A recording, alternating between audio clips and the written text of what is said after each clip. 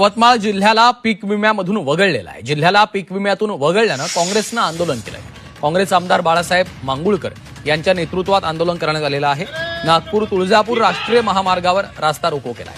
शेतकऱ्यांनी 26 कोटी रुपयांचा पीक विमा उतरवला होता, मात्र पीक विमा कंपनीनं शेतकऱ्यांना काहीही दिलं नाहीये। अख्ख्या जिल्ह्यालाच पीक विम्यातून वगळलेलं आहे।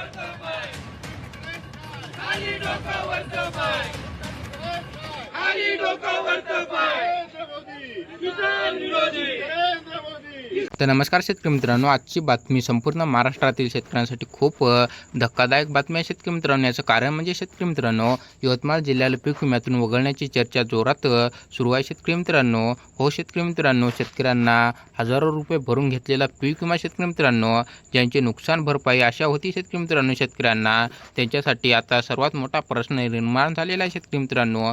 नेमकं काय घडलेलं आहे शेतकरी मित्रांनो, यवतमाळ जिल्ह्याला काय चर्चेत आणलेलं आहे शेतकरी मित्रांनो, शेतकऱ्यांना मिळणार का नाही पीक विमा शेतकरी मित्रांनो, सरकारचा पुढचा निर्णय काय असू शकतो शेतकरी मित्रांनो, या व्हिडिओमध्ये आपण संपूर्ण माहिती सोप्या भाषेत जाणून घेणार आहोत शेतकरी मित्रांनो। म्हणून हा व्हिडिओ शेवटपर्यंत नक्कीच पहा शेतकरी मित्रांनो। तसेच शेतकरी मित्रांनो, यवतमाळ जिल्हा हा विदर्भातील महत्त्वाचा शेतीप्रधान जिल्हा आहे शेतकरी मित्रांनो। येथे मोठ्या प्रमाणात कापूस, तूर आणि इतर काही पिकांची शेती केली जाते शेतकरी मित्रांनो। पण गेल्या काही वर्षांपासून शेतकरी मित्रांनो, या भागामध्ये सातत्याने हवामानाचा फटका बसलेला आहे शेतकरी मित्रांनो। याचं कारण शेतकरी मित्रांनो, कधी दुष्काळ तर कधी अतिवृष्टी तर कधी किड्यांचा फटका शेतकरी मित्रांनो, तर कधी बाजारभावाचा प्रश्न।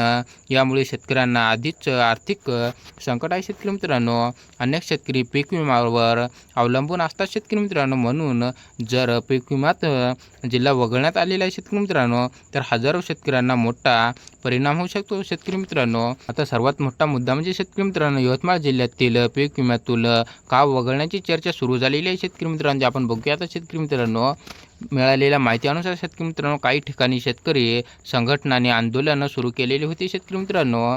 शेतकऱ्यांचे म्हणणं आहे की शेतकरी मित्रांनो, पीक विमा नुकसानीचे योग्य पंचनामे झाले नाही शेतकरी मित्रांनो। तुम्हाला काय वाटते ते कमेंट बॉक्समध्ये नक्कीच सांगा शेतकरी मित्रांनो।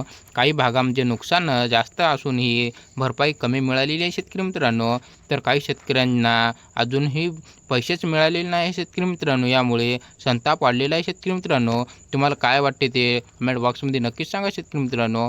सोशल मीडियावर अनेक पोस्ट व्हायरल झालेले आहे शेतकरी मित्रांनो। काही ठिकाणी असा दावा करण्यात आलेला आहे की शेतकरी मित्रांनो, यवतमाळ जिल्ह्यातील पुढील तर शेतकरी मित्रांनो प्रक्रियेतून वगळणे का जाऊ शकतात शेतकरी मित्रांनो, मात्र अधिकृत सरकारचा आदेश काय आहे शेतकरी मित्रांनो, ते आपण जाणून घेणार आहोत शेतकरी मित्रांनो। हे समजून घेणे खूप महत्त्वाचे आहे शेतकरी मित्रांनो, कारण सोशल मीडियावर अनेकदा अफवा देखील पसरतात शेतकरी मित्रांनो, तुम्हाला माहीतच आहे शेतकरी मित्रांनो। म्हणून कोणतीही माहिती खात्री केल्याशिवाय विश्वास ठेवू नये शेतकरी मित्रांनो। तसेच शेतकरी मित्रांनो, या बातमीमुळे शेतकऱ्यांना मोठा चिंतेचा निर्माण झालेला आहे शेतकरी मित्रांनो। अनेक शेतकरी म्हणत आहे शेतकरी मित्रांनो की आम्ही वेळेवर पैसे भरले, पीक विमा खरीप झालेला आहे, तरीही मदत मिळालेली नाही शेतकरी मित्रांनो। याच्यामुळं पण शेतकऱ्यांच्या मनात असा विचार येऊ शकतो शेतकरी मित्रांनो। काही शेतकऱ्यांना आंदोलन इशारा दिलेला आहे शेतकरी मित्रांनो, तर काहींना प्रशासनाकडे विनंती पण केलेली आहे शेतकरी मित्रांनो। विदर्भातील अनेक भागांमध्ये पीक विमा नुकसान हा गंभीर प्रश्न निर्माण झालेला आहे शेतकरी मित्रांनो। विशेषतः कापूस उत्पादन शेतकरी मोठा संकट आहे शेतकरी मित्रांनो। बाजारभाव कमी, उत्पादन चर्चे जास्त आणि त्यात पीक विमा गोंधळ, यामुळे अनेक कुटुंबातील आर्थिक अडचणी सापडलेल्या आहे मित्रांनो। शेतकरी मित्रांनो, आता सर्वात मोठा प्रश्न सरकारकडून भूमिका काय आहे शेतकरी मित्रांनो। सरकारकडून वेळेवर सांगितले जाते की शेतकरी मित्रांनो, शेतकऱ्यांना न्याय दिला जाईल शेतकरी मित्रांनो, नुकसानग्रस्त मदत दिली जाईल, पण प्रत्यक्षात अनेक ठिकाणी अडचणीच निर्माण होतो शेतकरी मित्रांनो। विमा कंपन्या, पंचनामे, ऑनलाईन प्रक्रिया, कागदपत्राची कमतरता अशा अनेक कारणामुळे बिल होत नाही शेतकरी मित्रांनो। सरकारनं जर यावर लवकरच निर्णय घेतला नाही तर शेतकरी मित्रांनो, शेतकऱ्यांचे संताप आणखी दाट होऊ शकतो शेतकरी मित्रांनो। म्हणून प्रशासनाचा आणि विमा कंपन्याचा एकत्र जाऊन लवकर उपाय करणे आवश्यक आहे शेतकरी मित्रांनो। आता अनेक पीक विमा कंपन्यांवर देखील गंभीर आरोप होत आहे शेतकरी मित्रांनो। शेतकऱ्यांचं म्हणणं आहे की शेतकरी मित्रांनो, प्रीमियम वेळेवर घेतलं जातो, पण नुकसान भरपाई देताना अनेक नियम लागू केले जातात शेतकरी मित्रांनो. काही वेळा उशीर होतो शेतकरी मित्रांनो, तर काही वेळा नुकसान कमी दाखवली जाते शेतकरी मित्रांनो.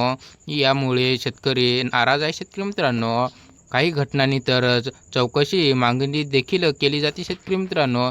आता पुढं काय होऊ शकतो शेतकरी मित्रांनो, जर सरकारने योग्य निर्णय घेतला तर शेतकऱ्यांना दिलासा मिळू शकतो शेतकरी मित्रांनो. प्रलंबित विमा रक्कम जमा होऊ शकतो शेतकरी मित्रांनो आणि नुकसानग्रस्त मदत वाढू शकतो शेतकरी मित्रांनो. पण जर हा प्रश्न लांबला तर आंदोलन तीव्र होण्याची शक्यता आहे शेतकरी मित्रांनो. शेतकरी संघटना पुढील काही दिवसात मोठा निर्णय घेऊ शकतो शेतकरी मित्रांनो. म्हणून पुढील अपडेट खूप महत्त्वाचे असणार आहे शेतकरी मित्रांनो. त्याच्यासाठी चॅनलला सबस्क्राईब करून घ्या शेतकरी मित्रांनो. तर मित्रांनो, आजच्या व्हिडिओमध्ये आपण पाहिलं आहे की शेतकरी मित्रांनो, यवतमाळ जिल्ह्यातील पीक विम्यातून वगळण्याचे चर्चेचे मागे संपूर्ण प्रक्रिया. पीक विमा हा शेतकऱ्यांसाठी अत्यंत महत्त्वाचा विषय आहे शेतकरी मित्रांनो. कारण शेती आधीच संकट आहे शेतकरी मित्रांनो आणि अशा वेळी विमा मिळणार नाही तर शेतकऱ्यांना परिस्थिती आणखी कठीण होऊ शकतो शेतकरी मित्रांनो. तुम्हाला भागात पीक विमा मिळाला का? कमेंट बॉक्समध्ये नक्कीच सांगा शेतकरी मित्रांनो. व्हिडिओ आवडला असेल तर लाईक आणि शेअर करा शेतकरी मित्रांनो तुमच्या मित्रापर्यंत आणि चॅनलला सबस्क्राईब करून घ्या शेतकरी मित्रांनो. धन्यवाद.